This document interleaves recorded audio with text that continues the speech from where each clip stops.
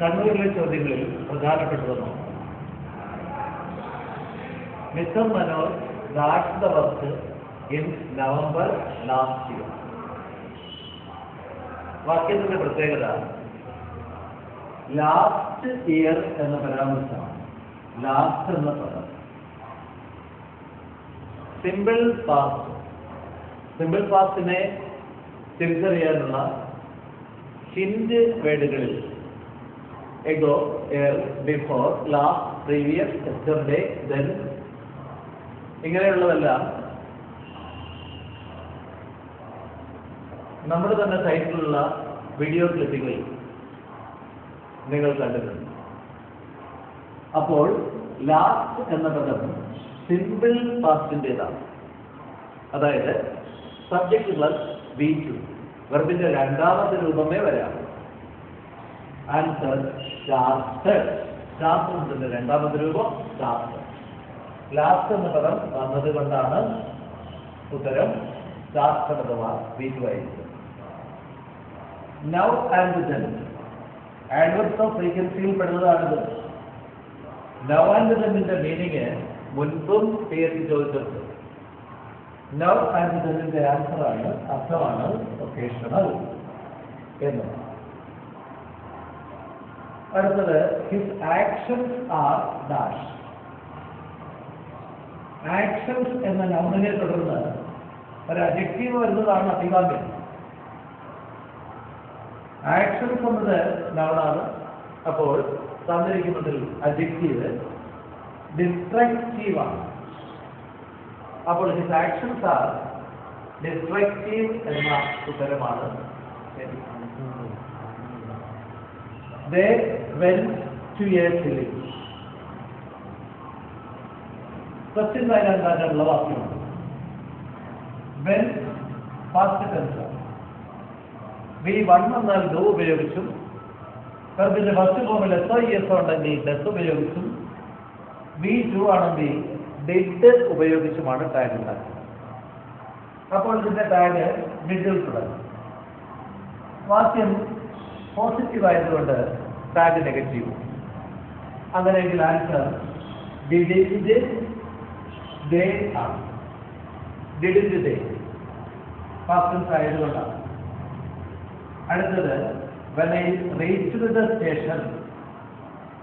Answer കണ്ടുപിടിക്കാം വളരെ എളുപ്പത്തിൽ. ആദ്യ ക്ലാസ്സിൽ പാസ്റ്റ് ടെൻസ് ഉണ്ടായിരുന്നു. പാസ്റ്റ് കഴിഞ്ഞാൽ പിന്നെ പാസ്റ്റേ വരൂ എന്ന് ആദ്യമേ തീരുമാനിക്കാം. ഇവിടെ ഞാൻ സ്റ്റേഷനിലെത്തിയപ്പോൾ ട്രെയിൻ പൊയ്ക്കഴിഞ്ഞിരുന്നു എന്നാണ് വരേണ്ടത്.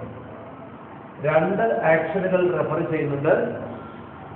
രണ്ട് ആക്ഷനുകൾ സൂചിപ്പിക്കുമ്പോൾ അവയിൽ ആദ്യം തുടങ്ങുകയോ പൂർണ്ണമായി കഴിയുകയോ ചെയ്തത് പാസ്റ്റ് പെർഫെക്റ്റിലാണ് വരേണ്ടത്. ഞാൻ സ്റ്റേഷനിലെത്തിയപ്പോൾ ട്രെയിൻ പോയി കഴിഞ്ഞിരുന്നു എന്ന് പറയുമ്പോൾ ആദ്യം പൂർണ്ണമായത് ട്രെയിൻ പോവുക എന്ന പ്രവൃത്തിയാണ്. അപ്പോൾ ആൻസർ ഹാഡ് ലെഫ്റ്റ് ആണ്. The train had left. Simple പാസ്റ്റിനോടൊപ്പം പാസ്റ്റ് പെർഫെക്റ്റ് വരുന്ന മൂന്ന് പ്രധാനപ്പെട്ട കോമ്പിനേഷൻ ടെൻസിനെ കുറിച്ച് സൂചിപ്പിക്കുന്നിടത്തുണ്ട്. അത് ഒന്നുകൂടി നോക്കാവുന്നതാണ്.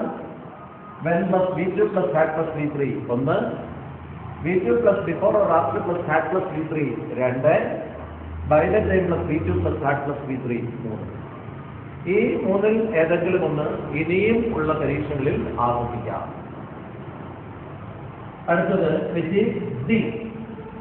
ഡെഫിനിറ്റ് ആർട്ടിക്കിളിനെ തുടർന്ന് തന്നിരിക്കുന്ന ഓപ്ഷനുകളിൽ നിന്നും സൂപ്പർലറ്റീവ് പദം തിരഞ്ഞെടുത്താൽ മതി. കഴിഞ്ഞ ചോദ്യ പേപ്പറിലും നമ്മളത് കണ്ടതാണ്.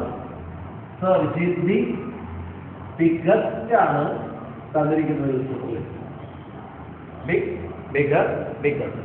Answer biggest. John and his brother dash hard. John and his brother. ഇവിടെ സബ്ജക്റ്റ് പ്ലൂറലാണ്. ജോണും അവന്റെ സഹോദരൻ പ്ലൂറൽ സബ്ജക്റ്റാണ് തന്നിരിക്കുന്നത്. അപ്പോൾ പ്ലൂറൽ വെർബ് വരണം. തന്നിരിക്കുന്നതിൽ പ്ലൂറൽ വെർബ് വർക്ക് ആണ്. Answer work. അടുത്തത് ഏബിൾ എന്നതിന്റെ പ്രീഫിക്സ് ഉപയോഗിച്ചിട്ടുള്ള ഓപ്പോസിറ്റ് അണേബിൾ ആണ്. ഡിസേബിൾ എന്ന ഓപ്ഷൻ എടുക്കരുത്. ഡിസേബിൾ എന്നാൽ ഹാൻഡിക്യാപ്ഡ് എന്നർത്ഥം വന്നുപോകും. So able opposite unable. Break in to a house എന്നാൽ ഭവന ഭേദനം നടത്തുക. എൻ്റർ ബൈ ഫോഴ്സ് എന്ന് തന്നെയാണ് അതിന്റെ അർത്ഥം. One who breaks into a house എന്ന് തന്നെ വൺ വേർഡ് ചോദിച്ചാൽ ബർഗ്ലർ എന്നെഴുതണം. ജലസ് എന്ന വാക്കിനോടൊപ്പം വരുന്ന പ്രിപ്പോസിഷൻ ഓഫാണ്. ജലസിന്റെ മീനിങ് എൻവിയസ് ആണ്. ജലസ് വന്നാലും എൻവിയസ് വന്നാലും ഓഫാണ്. എന്നാൽ ജലസിന്റെ നൗൺ ഫോമായ ജലസിയോ എൻവിയോ ആണ് വരുന്നതെങ്കിൽ ഫോർ ഉപയോഗിക്കണം. ജലസോ എൻവിയസോ, ജലസി, envy എന്നിവ വന്നാൽ ഫോർ.